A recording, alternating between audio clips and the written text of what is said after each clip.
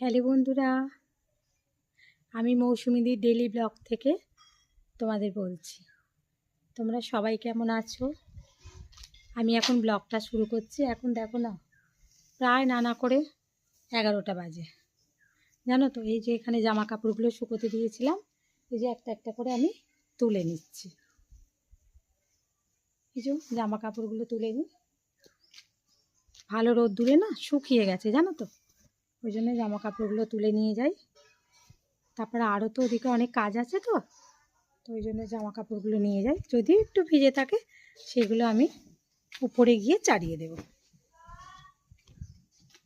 তোমরাও চলো আমার সাথে। চলো, এই যে আমার জামা কাপড়গুলো সব তোলা হয়ে গেল, এই দেখো সব তোলা হয়ে গেল। চলো আমার সঙ্গে।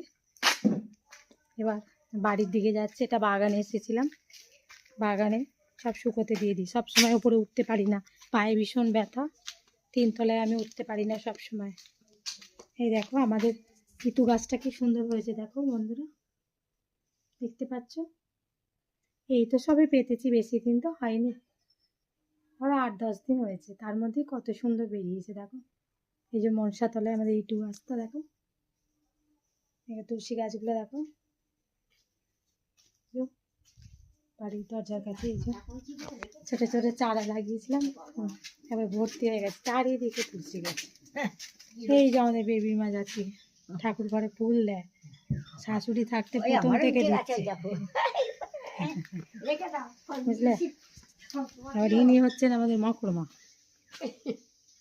মকরমা বলি, ছোট্ট থেকে মকরমা বলে পরিচিত। আমার মেয়ের মকরের মা, তার জন্য মকরমা বলি। ঠাকুরের এই যে বাসন মাজে, বাসন নিয়ে বসেছে। আমাদের সাথে খুব, বাড়ির সাথে খুব ভালো রিলেশান, বুঝলে তো?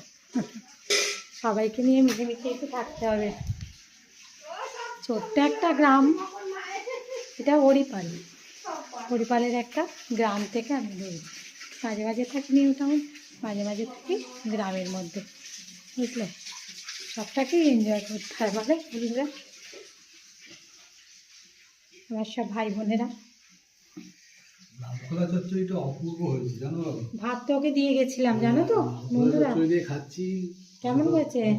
দেখানো যাচ্ছে না ভালো করে। লাউ খোলা চচ্চড়িটা কেমন হয়েছে? হ্যাঁ, দেখো পোস্ত ছড়িয়ে আমি লাউ খোলাটা করেছিলাম।